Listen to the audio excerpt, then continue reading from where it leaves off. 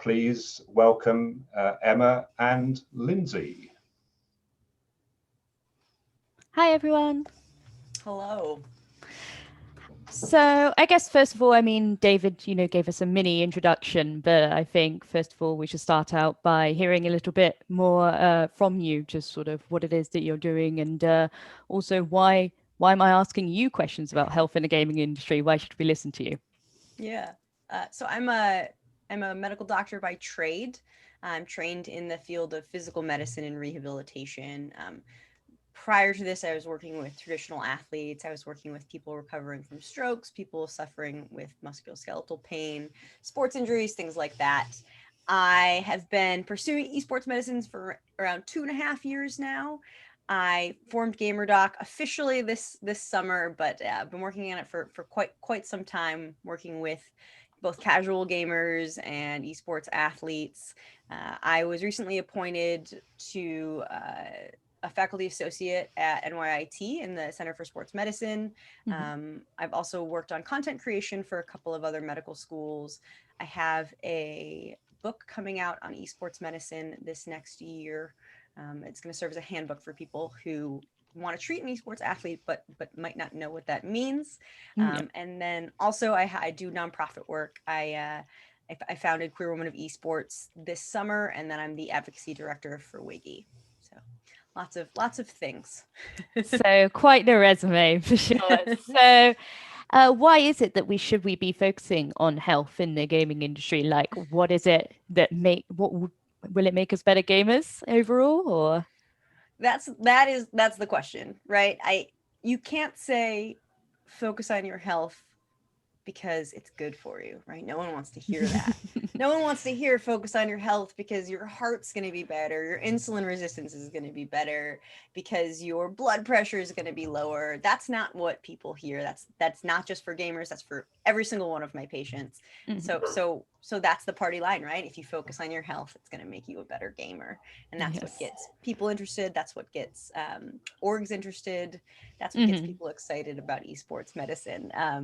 So very good way you framed the question. I like it. I like it a lot. So focusing on your health has serious performance implications.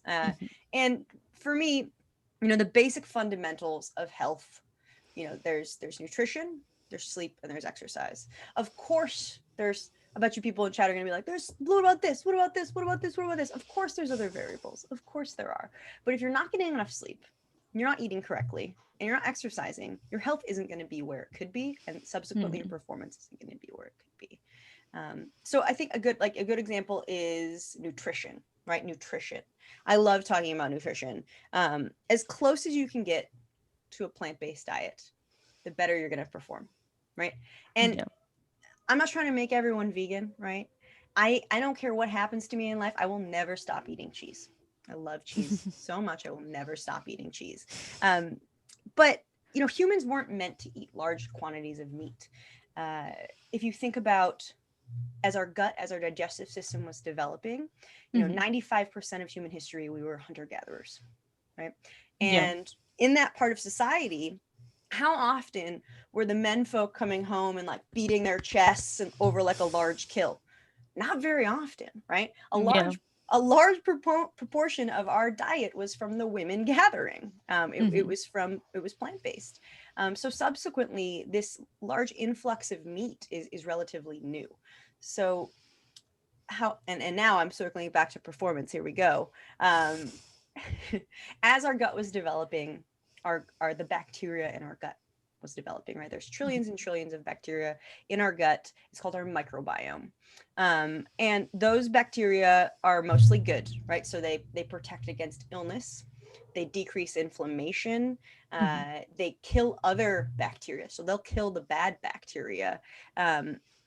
They also will break down carbs for you, so you don't absorb as much carbs, so they can contribute to weight loss, right? And things like plants, it nurtures that bacteria. It builds up that good bacteria. Meat and dairy kill that bacteria and changes the composition of a microbiome, eliminating all of those beneficial things. So if you have a good microbiome, if you're focusing on nutrition, if you're eating a plant-based diet, mostly plant-based, right? And the closer it comes to how it was when it came out of the ground, the better, right? Beyond beef burgers are not good for you. Don't believe that. So if you are eating a plant-based diet and you have a good microbiome, you're going to get sick less. So you're going to miss less competitions. You're going to miss less training programs. You're going to feel better. You're going to have more energy to perform, right?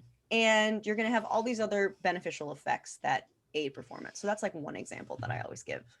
Yeah, that seems fair. I mean, I feel that sort of the top end of esports maybe is there and is focusing on diet and nutrition and exercise as part of a regime for keeping their players healthy. But sort of on the other end of the spectrum, where LCC Game is sort of this streamer lifestyle that we've seen, where it is promoting 24-hour streams, it can be for charity, it can be just to gain followers, just to gain subscriptions, and then with sort of keeping that up with like Mountain Dew and Doritos as like the standard gamer diet. How is it that we can sort of change this view and talk to children and say, maybe you should look at more of a plant-based diet rather than Mountain Dew and Doritos? Yeah.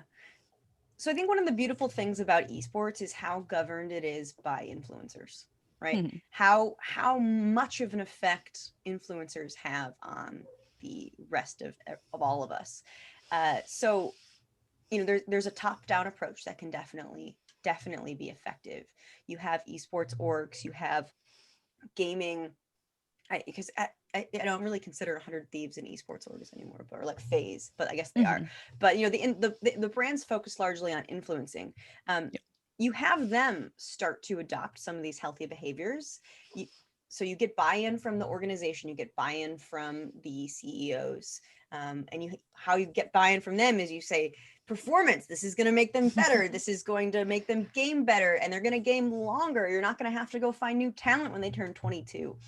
And then, and then you teach the players stuff and they start feeling better, right? They start feeling better. That's when you get the buy-in. And so when they're on stream, when they're on Twitch, they're talking about it, right? Because streamers eat on stream. So what are you eating? Oh, I'm eating a chicken bowl because, I don't want to eat any carbs. Or you can be getting, pizza. A good thing is that recently a lot of NFL, sorry, I'm from America. A lot of the football, the American football linemen, so the biggest dudes on the field. Yeah. A lot of the offensive linemen have started to go vegan because of how good it makes them feel and how they think it improves their performance. And that has led to this weird little subculture in American football and high school of like these big jocks going vegan, which is something you never, ever, ever see. But we're starting to see more. So like the top-down approach of educating management and then changing the esports players, changing the influencers' minds, and then it trickling down is one really good strategy. Yeah, for sure. I mean, when I started gaming, of course, I didn't really hear of any of this. I was gaming from a young age, hunched over in a chair at 2 a.m. Just playing Quake for like 8 hours on a day off, like doing nothing else. And so now that I am getting older, I can feel it in my back. I can feel it that I wish I'd sort of thought about this beforehand rather than now when I'm starting to regret my past actions. For sure. So what would you like to see if you could see something change sort of in the scene around the expectations of these pro players and streamers, that the sort of pressure that we put on them as viewers? And I mean, I would like to see a lot of things change, but if I only get to change one thing, I think one of the most unhealthy thought processes in the industry right now is that you age out in your early 20s, right? The average age of an LCS player is like 22. CSGO is around there. The average age of these players is so young because for a lot of reasons, right? It's not just physical health, but it's also mental health. It's burnout. It's things like that. So I always give the analogy of LeBron James. So LeBron James is arguably one of the greatest basketball players of all time. He at like 35 is just won another ring. Tom Brady's 43. He's still playing NFL, but like David Beckham, right? There you go. I know football. David Beckham retired at 38, right? 38. And these sports are so much more taxing on our bodies, right? Like you're physically colliding with people. You're sprinting long distances. You know, soccer to me is like the hardest sport because you never stop running. You're always running. There are no breaks. And David Beckham was playing that till he was 38. But we say to a 22-year-old, you're too old. You're too old. Yeah. You have to leave. So I think once we stop, we lose that mentality. It's not reaction time, right? Your reaction time does decay as you get older, but that doesn't mean anything. It doesn't mean anything compared to the knowledge of the game you get. It doesn't mean anything compared to the experience, the leadership skills, the interpersonal dynamics with your team. You know, those things, that improvement that you have in that far outweighs the decay in reaction time when you get older. So once we stop believing that you age out of esports, then we stop believing our own excuses, right? Then we're like, okay, so why are these players no longer playing when they're 23? Oh, it's not because of their reaction time. It's because me as an esports organization didn't invest in their health. You know, people who like ignore science tend to not be on the right side of history. And like science is telling us that these players can play longer. Yes, for sure. I mean, there's Fear, a Dota player whose nickname is Old Man Fear, and he received that nickname at like the tender age of 24, which is absolutely ridiculous. So I definitely hope the sort of the aging out of esports changes. Otherwise, I've got a very bleak future ahead, unfortunately. But yeah, so what can gamers do, the ones who are on a budget, who don't have, who do have to work and then stream to try start getting noticed in the industry, or have to sort of have these slightly more unhealthy lifestyles? What are some cheap and easy ways that they can change that for the better? Yeah. So starting with getting out of the mentality that this is a grind, getting out of the mentality that you need to get up in the morning, sit down at your computer and play games for 14 hours to get better. That is not how people train. That is not how elite athletes train. That is not how people who, once they, finally make it, train, right? You got to break up your training and you have to train smarter. So when you have less time and less resources, you have to train smarter with that limited time and resources. Training in chunks of 2 and 3 hours is really the maximum that we should be doing, right? If it's a Saturday, like I used to work 24-hour call shifts, right? I'd go into the hospital for 24 hours and then I'd be off for 24 hours. And I would come home and I would play video games for like 12 hours straight because I was like, I miss video games. I'm so stressed out. I want to play video games. And your play gets worse, right? At a certain point, you get worse. And that training, you are now reinforcing negative behaviors. So spending 2 or 3 hours, so say you want to get good at Valorant, right? Spending 2 or 3 hours, first start with aim training. Go into aim lab, do aim training for 30 minutes, work on specifically your aim, not anything else, eliminate all the other factors. Once your aim is good, going in and playing some matches, right? But then after that 2-3 hours is over, turning off the computer, getting up, going for a walk, study the maps. You need map knowledge to be good. You need to know where the corners are. You need to know where the enemies are coming from, where, how far it's going to take people to get from spawn to where they're going. Study the maps, get off of the computer and get offline, do some sort of exercise in between, and then you can go back later in the day and go play again, right? So breaking up your training is really important. Also cross training is something that a lot of other athletes do, but esports athletes haven't necessarily started doing yet. Components of aim. How do you get good at aim? Well, you have to track the enemy as they go across the screen. You have to move your mouse with them. You have to know exactly when to click. So hand-eye coordination. Hand-eye coordination is a great way to train your aim, to get better at video games, but to be doing a little bit of exercise. So everyone has some sort of ball around their house, right? Like a tennis ball, a golf ball, a dodgeball.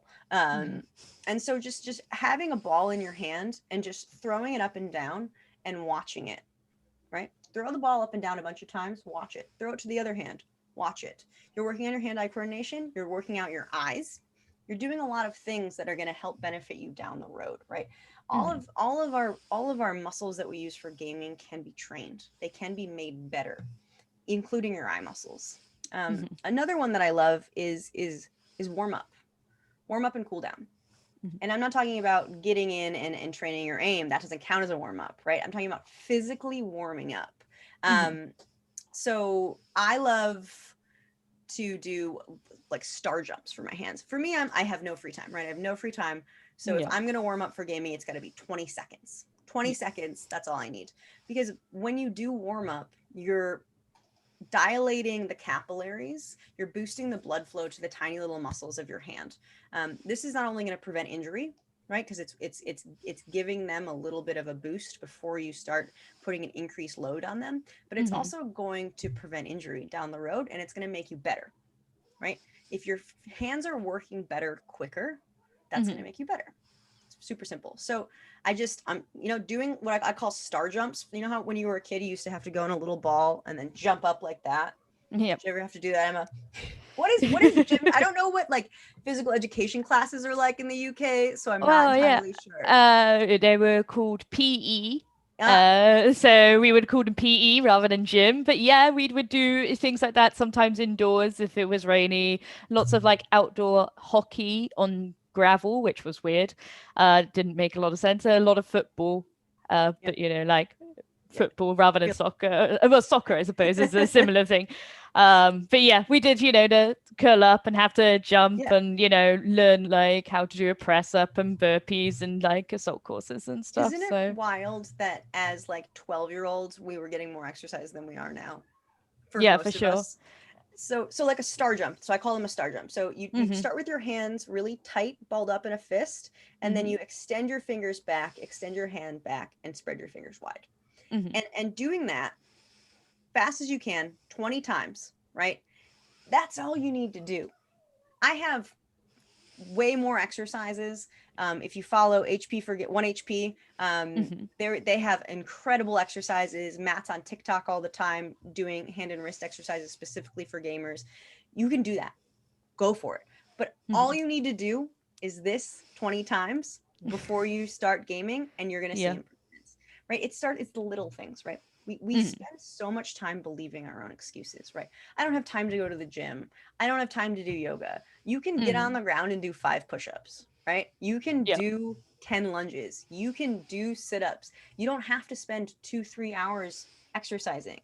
Like that is what people who don't have like the resources, you still have yourself, right? Yeah. You still have the ability to do body weight exercises, to do training, to think and be smart about your choices.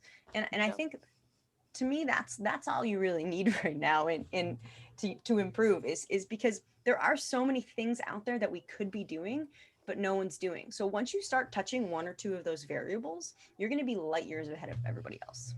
Yeah, and I think sort of using sort of body weight exercises has become way more popular since since quarantine, and since people aren't able to go to the gym, and they are having to use their own resources, and everything's sold out online. I'm trying to get a pair of weights delivered to my house. It's going to take like 6 months, whereas actually I have a cat and I can lift him up and down, and that counts as a little bit of training, much to his upset. I have a collective of cats. And so, I mean, it is easy to put little things in. I have a little pair of ham weights, which are to work out sort of the wrists, as I've had, because I work at a computer for 8 hours and then play games for another 2 to 3 hours. I end up not moving very much now. But, just putting little things in, of course, will help aspiring esports stars, but even those who just now are forced to work remotely and then still play games in their spare time can also put these things in. Emma, but what about since you said that though? Can we just see something? Can we see how tight your wrists are? Yeah. Okay. What do you want me? So I so be careful, be gentle. Okay, this is a really Okay. good wrist stretch that everyone should be doing right now. Everyone do Okay. it. Stop Okay. believing your own excuses. Everyone do it. Put your hand in front of you. Yeah. Curl your wrist down and make a fist. Yeah. Grab the other hand and Yeah. gently pull. Oh, you're pretty good. Hold it for like 30 seconds. Mine's Yeah. blurry. Don't pull too hard. Mm-hmm. That's pretty good, Emma. Keep the fist. Yeah. Oh, sorry. Have I lost my fist? There we go. There you go. There you go. All right. Shake it out and try the other one. Okay. The other one's probably going to be worse. So, fist, pull it in. Wow. Oh, I'm not in shot. Hold on. Wow. There we go. Wow. That one's All so much right. worse. You have been doing your wrist exercises. Yeah, actually, because my boyfriend plays Dota for a living, so he is big into exercise and Good. fitness and nutrition and things as well. So I've started eating bean pasta, sort of cutting out wheat, eating more Yes. fruit and veg, things that I never really sort of thought about before. So yeah, it's been I've been feeling a lot better for it in the last year or so. So that's been good. But I guess sort of moving on past health in the Don't make me stretch anymore. Come on. yeah, I know I still feel the burn from it for the next day or so. But moving on from health in the gaming industry, also something else that we sort of have in common is looking after sort of different elements of the gaming industry, including you've made a Queer Esports board, which of course I'm very interested in, running my own sort of community which tries to focus on the LGBTQIA, but also, you know, female gamers and those who do find it a bit more difficult to be in communities, having sort of a place where they can play and such. So I was wondering if you could tell us a little bit about Queer Esports. I'd love to. So I've had like a very funny past to get to where I was today. Like a bunch of little things built up until I was like, this is enough. I want to fix things. But before I went to med school, I just like you, I was always a gamer. I didn't have a chair. I sat on the ground. So I was hunched over, you know, my Nintendo 64. I didn't get into PC gaming until this year, actually. So I always was a gamer, always. And I was always really good at video games too. Like, and then I discovered, I remember one of my buddies came over and he was like, oh, let's play some video games. I was like, yes, what do you want to play? Anything. And he's like, let's play Call of Duty. And I was like, I already beat the campaign. He's like, I don't want to play the campaign. I want to play multiplayer. I'm like, I don't understand. He's like, you have never played multiplayer before? I was like, no, I was playing campaign. I never understood why people loved Call of Duty so much. I didn't know that online gaming existed until I was like 18 years old. And so I picked up online gaming and I was like, this is everything I've wanted. This is all I need. I love this. I like love playing this. And then it got to the point where I think it was Modern Warfare 2 when you would have open lobbies. So before you joined the game, everyone would be able to talk. And everyone would be able to talk to each other. And my gamer tag at the time was killing in heels. I don't wear heels. I don't support murder, but it was like something that I thought was clever. I think we've all had one of those gamer tags. So. Right, exactly, like death by female. So I was playing Call of Duty and I was having a great time. And then I was like, oh my God, I'm gay. And I was like struggling with my sexuality. And I'm in these toxic lobbies where they're using homophobic slurs. And I'm struggling with my sexuality. And it got to be too much. It was too much. I stopped playing Call of Duty. I was ranking up very quickly. I was getting invited to tournaments and I stopped playing. And I decided to go to medical school instead. So I am now on the other side. I have resources, I have connections in the industry, and I don't think that experience that I had should ever happen to anyone else. And so that is what Queer Esports, Queer Women of Esports is. You know, the name is Queer Women of Esports, but it's not just for queer women. It is for anyone who has had that experience in their life. Anyone who has been pushed out of something because of any other reason than their skills, right? The only reason you should get smack talked in game is because you're bad at gaming. I'm sorry. I get a little sweaty sometimes with my teammates, but the only reason that you should be not valued is because you're not valuable, right? It shouldn't be because of the color of your skin. It shouldn't be because of your gender identity. It shouldn't be because of your sexual orientation. So everyone is welcome in our community. Non-binary individuals, people, people identify as men, people identify as female, people who don't know anything, and people who, it doesn't matter if you identify as a queer woman. It's about advocating for people who have been beaten down for too long. And it's not just about competitive gaming, it's about the business side of gaming too. It's about hosting, it's about production, it's about esports organizations. So what our program is starting to provide is a community of collaboration, but also career development skills. So too often people get passed over for opportunities for reasons that aren't fair. So what we're doing is we're providing the skills, like resume building, like what is networking, right? When I first started doing esports, I thought networking was like handing out my card, right? Like, this is networking. I do doctor stuff. Call me, right? It's not. And so if you learn how to network, then you get more business opportunities. It's also about, so right now we just launched a mentorship program. We're very excited about it. We're pairing allies. It doesn't matter what your identity is. It doesn't matter. Just you have to believe in our mission statement. We paired allies who are in esports business, we have incredible allies. We have employees of Loaded, DreamHack. We have across the board, we have incredible mentors. And we're pairing them with female identifying and non-binary LGBTQIA people who want to get involved in esports. And allowing that mentorship program is really, really, really important to us too, because it's about providing opportunities.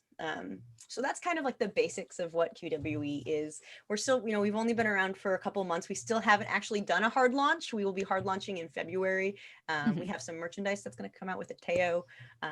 So we haven't yet. So we're still, finding our way. And the thing is we're always open to change. So. No, I mean, sort of going back to the gamer tag side of things as well, I, in fact, sort of did the opposite. I sort of rejected my femininity when I became an online gamer. Sort of became an online gamer in the sort of Quake era, sort of FPSs were sort of my thing, and it wasn't, the amount of slurs I heard against females, against, gay people, against, anything that wasn't, a straight man, it was terrifying to me as someone who actively avoids conflict. I was like, you know what, I'm going to name myself something where they'll never think I'm a woman. And so that's how I chose catfish, because even if I say I'm a girl, no one believes me. You're catfishing. Oh, Emma, you're a genius. So I've been catfish I've been catfish for a long time, just to hide myself, because even then I can even join voice chat with my girly voice and people will be like, no, you're not a girl, you're not a real girl. So obviously a voice changer. Yeah, or they must be, falsetto or something. But so yeah. I was impressed with you beforehand, but now I'm like extra special impressed with you. So I mean, I feel sort of bad about it now. I feel like sort of past me should have probably stood up for what was right and, stood up for the fact that I should be allowed a space in the gaming community, blah, blah, blah. And I should be, even now when I run a community of 300 people with 7 Overwatch teams, why am I still scared to join voice chat that is full of men? Why am I scared?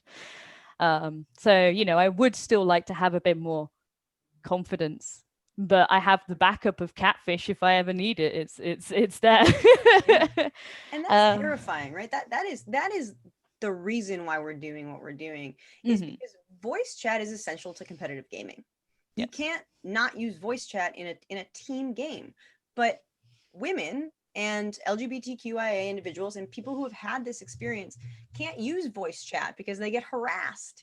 you know, and people who are who do identify as queer already are at an increased risk of, you know, depression and other things and self-harm. So to compound those things together, it's like when people are like, oh, why aren't there more female esports players, pro esports players? Well, I mean, it's gaming, right? They should be there if they're good enough. It's because we've been excluded from the conversation for so long. We've been excluded from competitive play. We don't want to join voice chat, so we don't get to play at the high levels because we're going to get harassed. We're going to be told to get back in the kitchen. And that is, it's just like how you didn't realize that eating better was going to make you know, the bean curd and all that plant was going to make you feel better until you tried it, right? People don't understand that. People see the composition of pro teams and they say, well, that's just who's better at video games. It doesn't mean they're bad. It doesn't mean that they're ignorant. It just means they didn't think about it. No one told them about it, right? So advocacy is also a huge part of, you know, what I'm doing at QWE and what I do at Wiggy. It's about getting that word out, getting that message out, and then allowing people's smart brains to take over. Yeah, for sure. I mean, I think if people stopped and thought about it a little more about why there aren't women or as many women in esports or as many, you know, LGBTQIA players in the industry, you know, it would come to them that maybe it's not the nicest industry for them to be in. So how can, you know, the average attendee of this Zoom call, how can they help in this sort of fight that we're doing to get these people included? I mean, we'll take your money. So we're on Tiltify, Queer Esports. I think being an ally. So when you are a marginalized population, advocacy has an inherent risk to it, right? And what I mean by that is if you're at a company and you're the only woman on the team, if you are the only BIPOC person, if you are the only queer person, and Pride Month rolls around, right? And the company's not doing anything for it. It's not the queer person's job to say, let's do something for Pride Month, right? Yeah. If you speak up about, as a marginalized person, as a person who is being discriminated against, you risk being labeled, right? You risk being labeled as loud or bossy or angry. So if you are not that marginalized person, think about what you can do to support that group. Think about what your company could be doing to support that group. Awareness months are a great opportunity for that. We should be doing stuff outside of awareness months, right? But that's a great start. And then speaking up is a really, really important thing. If you hear something or see something that is inappropriate, it stops there, right? It stops there. And it's not the person who the behavior was directed at to calling it out. So that's a really good basic thing that, once again, once they hear that, they're like, oh yeah, you're right? You are right. But they don't think about, unfortunately. And I think the next step is, if you want to get involved and you want to help, volunteering. People need your help, right? You have wonderful skill sets. People who are involved in esports are smarter than other people. I'm sorry, but we are, because not only do we have this science background most of the time, but we see an opportunity. We see that esports is growing. So everyone is like, you have that extra step ahead of other people who took the safe option, right? Yeah. People who went into finance did the safe option. The people who are still in traditional medicine took the safe option. So I firmly believe that gamers and esports people are just a cut above the rest. So volunteering your time, it doesn't have to be every day, it doesn't have to be every week, it doesn't have to be every month, but saying, approaching someone. If someone wants to get involved with QWE, email me, doc@QueerEsports.org. I have a job for you. I do. So speaking up, getting involved, I thoughts and prayers is like the bane of my existence. Your thoughts and your prayers do not do anything unless, prayers. I'm not going to make that call. They are, actions do everything, right? Actions do everything. Act. Don't just say you are an ally. Act like an ally, you know? Mhm. So I'm Yes. sorry if I offended anyone with that thoughts and prayers comment. That was not my intention. I understand what you mean from it. Actions do speak louder than words, and in a industry that is new, that is growing still, there is so much opportunity for people to be able to help, but also for them to be able to change as well. I mean, you're going to interact with a huge amount of people in esports. More, having only worked in the industry for the last couple of years, I've met more people around the world than I would ever meet, say, in working an office job. The amount of diversity in esports in the gaming industry is, much higher than it would be, say, if I was sat in a call center back in my hometown in England. I'm now living in Stockholm, talking to, talking to you, talking to another redhead, and it's just interviewing people who I never thought I would even talk to, wouldn't even necessarily have the opportunity to. And I think that's probably one of the best things I think about esports is just how connected everyone is. So it should be easier to spread messages, really, seeing as how connected we all are, whether it's health or whether it is looking at Queer Women of Esports. So you talked about emailing you basically as a way in, but how else can people get involved with Queer Women of Esports? Joining our Discord server is a great start. It's QueerEsports, or you can find it on our website, QueerEsports.org. We have a lot of really cool things coming up that I can't really talk about, but we have a lot of really cool things coming up. We have a Fortnite tournament tomorrow. It's invite only, but if you want to play, anyone wants to play, all skill levels welcome. We're actually doing it with the National Women's Hockey League. It's not technically a tournament. It's a community night.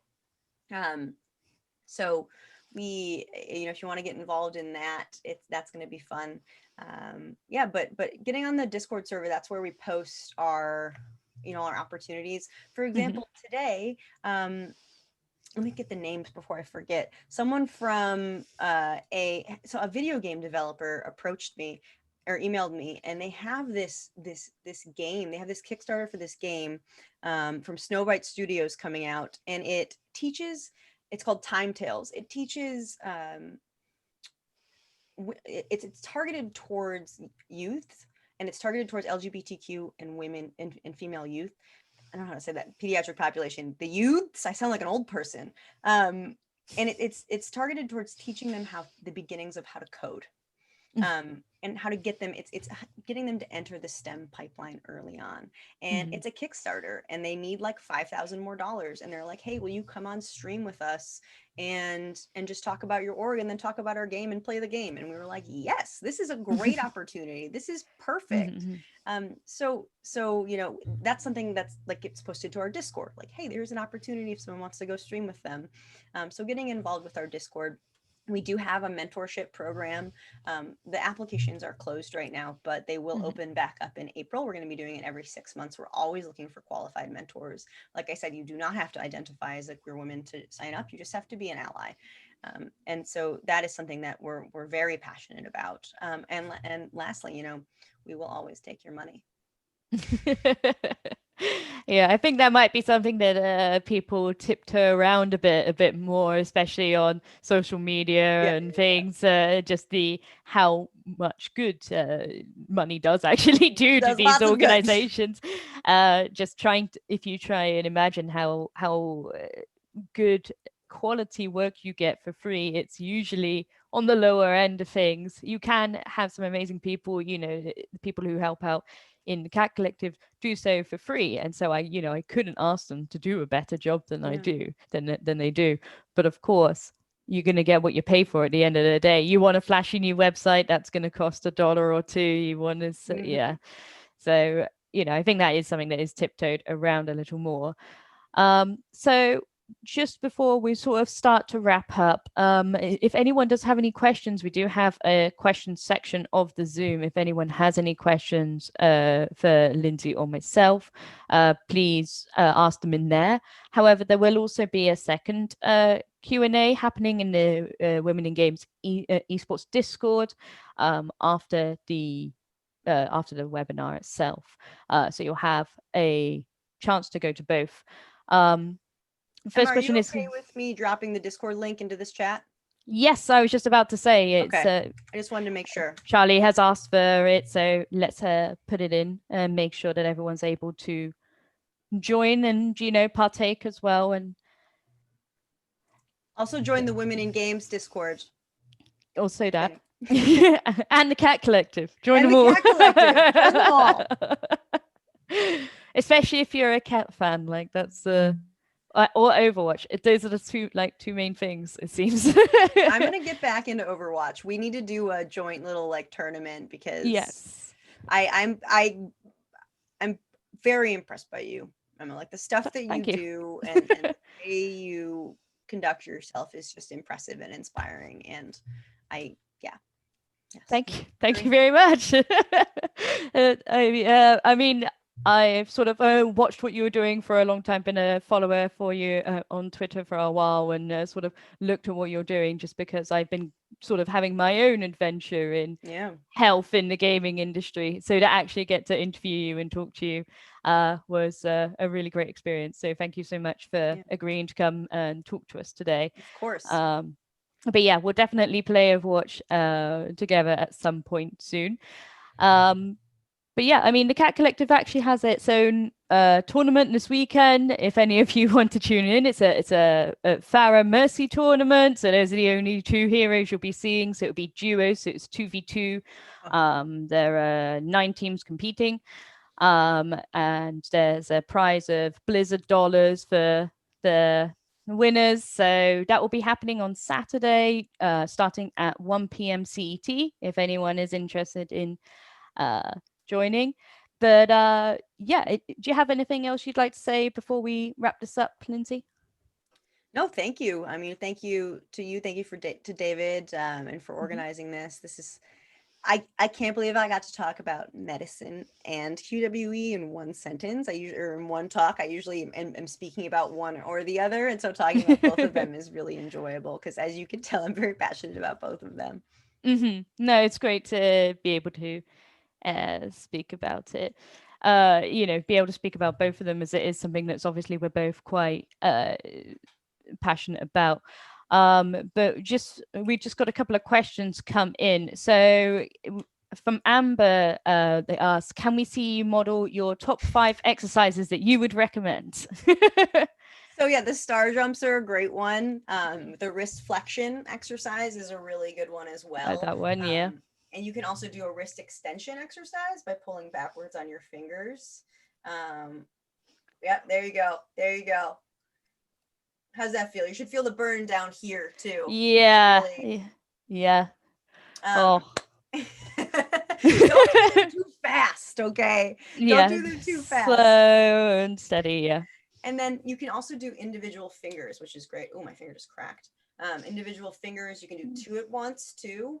That's great. And then this one, I want to caution everyone not to do it hard, not to do it quickly, and not to do it unless you're warmed up, because it can be very, very, very painful if you have underlying tendonitis of this muscle.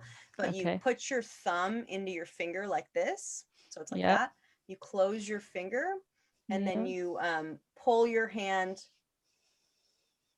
towards your this way. Towards this way.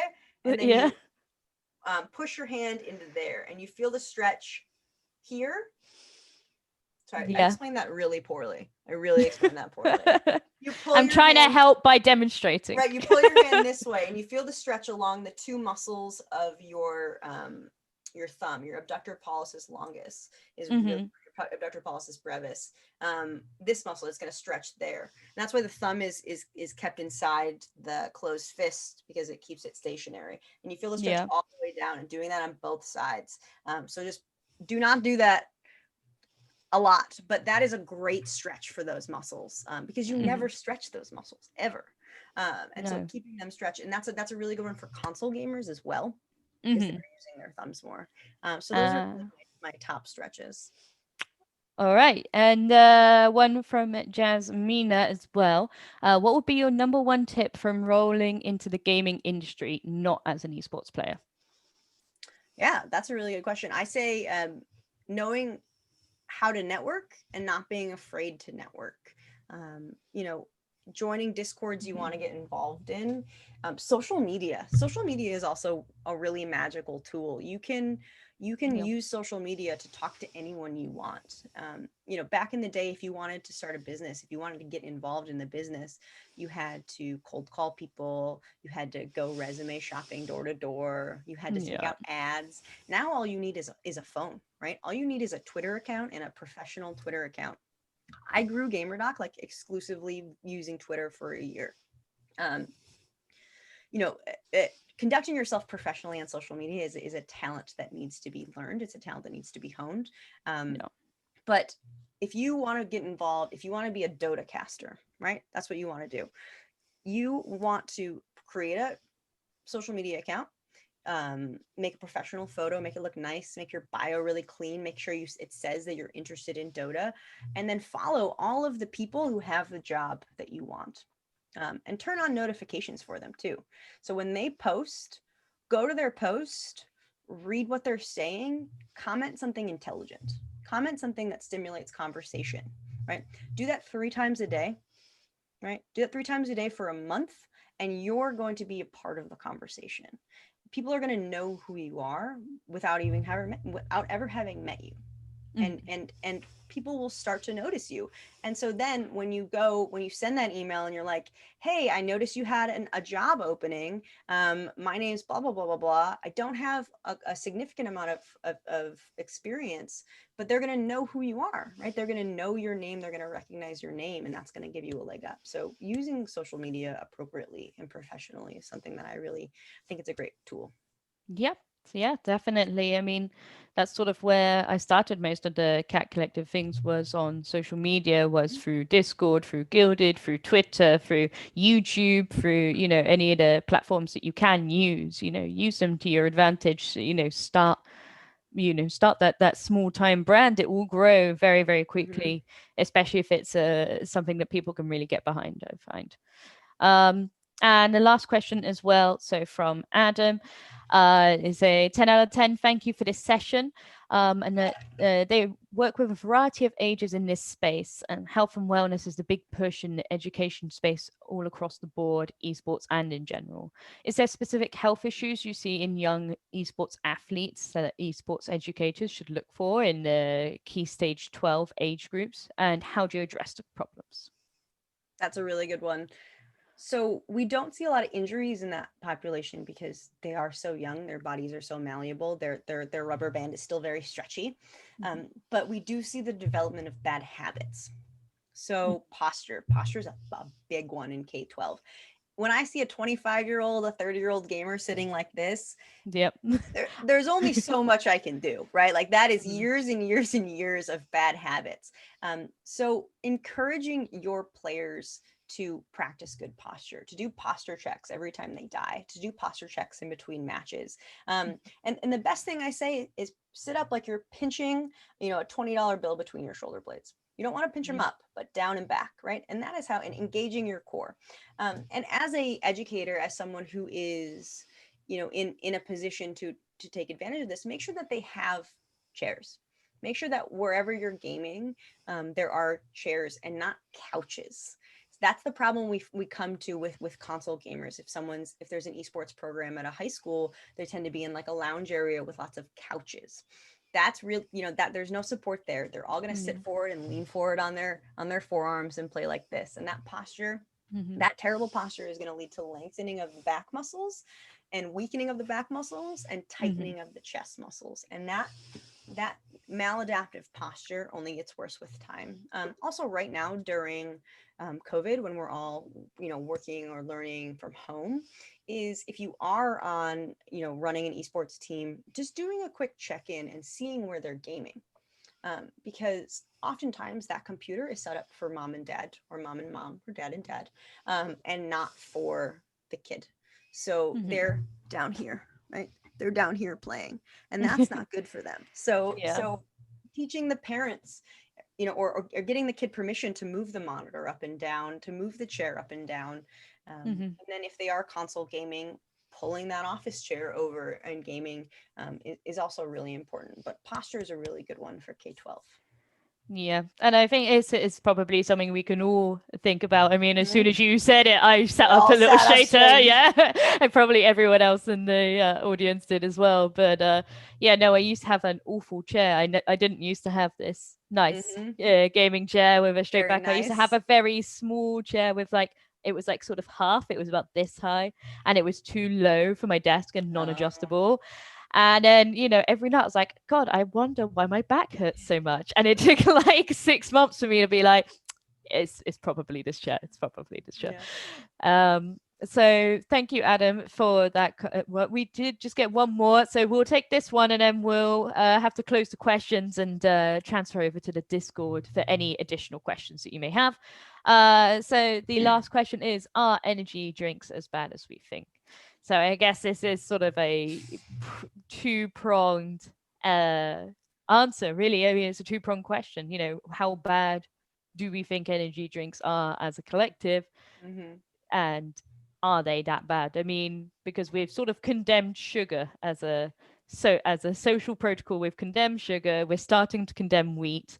Is it going to be, caffeine? Is it going to be the sweeteners that are used in this? The E numbers, is that sort of where we're heading? Don't look into the data on caffeine because it'll make you drink more caffeine, and that's terrifying. There's actually a lot of beneficial, nothing that I'm about to say is medical advice. This is not a doctor-patient relationship. There's a lot of good data on caffeine. For one, a study looked at the amount of caffeine people drink and the length of time they lived, and they found that caffeine was correlated with how long you live. So like the more caffeine you drank, the longer you lived. I feel justified in my tea drinking now. Right. Like caffeine in moderation isn't bad for you, in my opinion. Energy drinks are different, right? Energy drinks are different. It really depends on the energy drink, to be honest with you. And it depends on what you're substituting for that energy drink. Are you drinking an energy drink instead of coffee? Are you drinking an energy drink instead of soda? Are you drinking an energy drink instead of water? Right? And so then the question changes. If you are substituting an energy drink for water, yes, they are as bad for you as we think they are. You need water. We need water to function. We need water to for our kidneys to work. We need water to filter toxins out. There was a study on medical interns in their first year, and it found something like half of them qualified for acute renal failure because they were so dehydrated. Those things, our kidneys go as we get older. They deteriorate as we get older, and we can maintain them and keep them healthy. I personally want to live long and prosper and play video games into my early 100s. And so I'm doing everything I can to set myself up to do that. And me drinking water is going to set myself up to do that. Now, are you substituting an energy drink for soda? It depends, right? So what's in the energy drink? In America, in the US, supplements are not regulated by the FDA. The FDA is our governing body that regulates the drug companies. And so basically, if you say, hey, this is a Tylenol pill, this is paracetamol is what it's in the UK. This is a headache pill. This is what we say is in it. The FDA tests that drug and says, hey, yeah, that's what's in it. There's no regulation for that on supplements. And that is what most energy drinks are full of. So they say, hey, there's niacin in here, vitamin. There's this in here, there's this in here, there's nootropics in here. Even if they say that, you don't know that. You don't know what's in there. You have no idea what's in there. So, energy drinks in moderation, fine. I just don't. It's hard because a lot of energy drink use in the gaming industry is championed by the influencers, right? You see them up there with the Red Bull.